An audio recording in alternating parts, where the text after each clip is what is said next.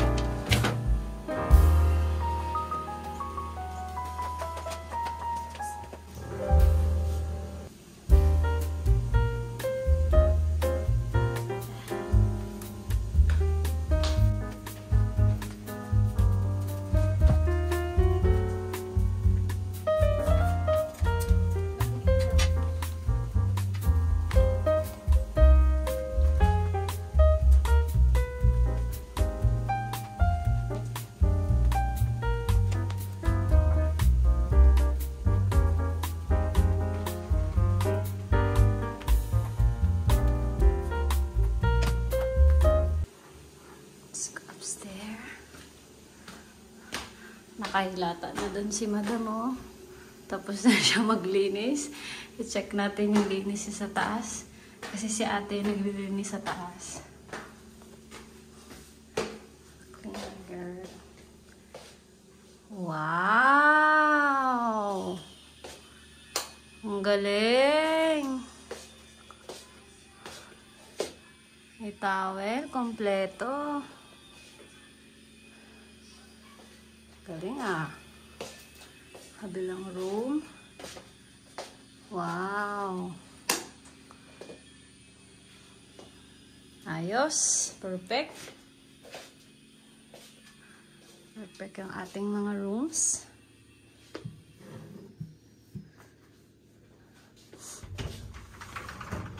Ba na yun yung place?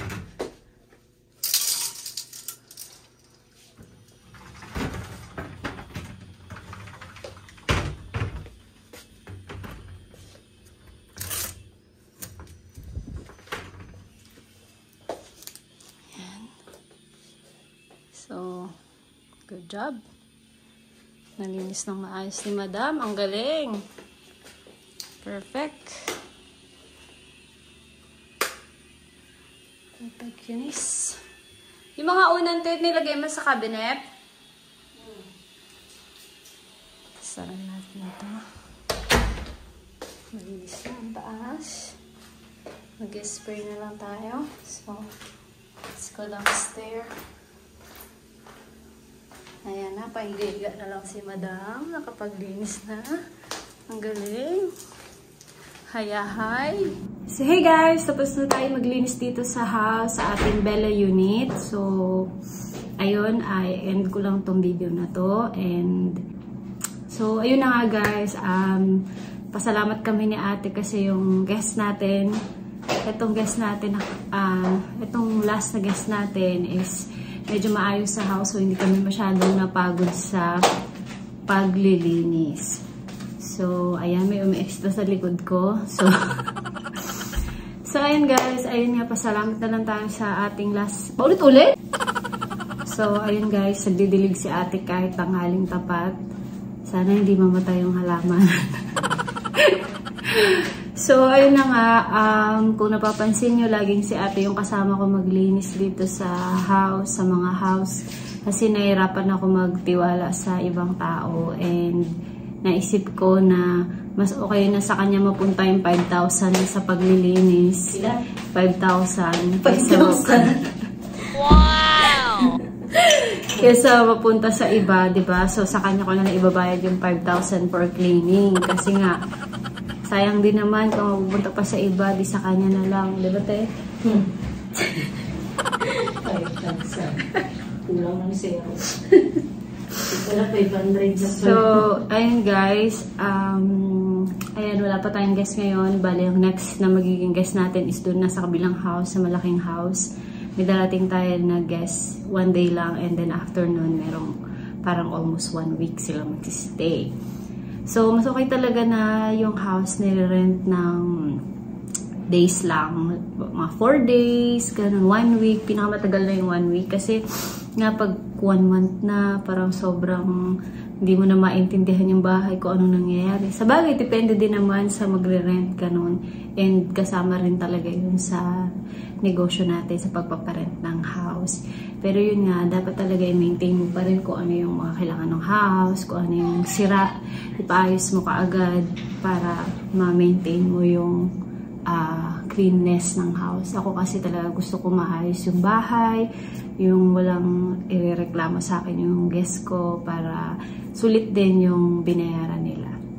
So, ayun lang guys. Ang problema ko ngayon is yung isang door, yung sa CR. Yung CR sa taas kasi naglalak na yung doorknob niya. So, inisip ko baka kailangan ng palitan. And yung TV, hindi ko maintindihan. Hindi siya, ayaw niyang connect sa wifi. Meron namang wifi dito sa phone.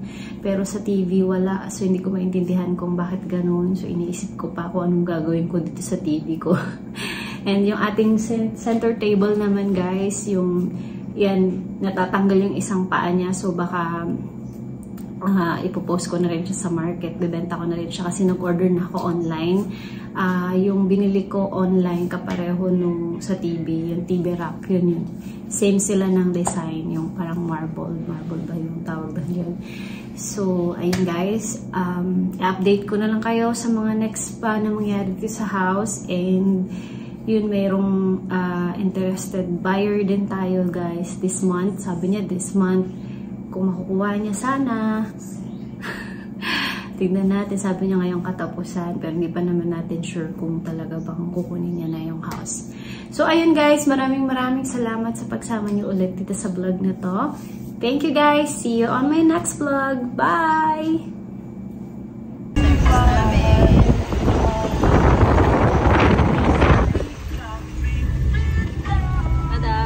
Aircon, let's. Aircon namin, oh. May pa-aircon kami dyan. Yung ano naman, no? Karinderya dyan. Going home.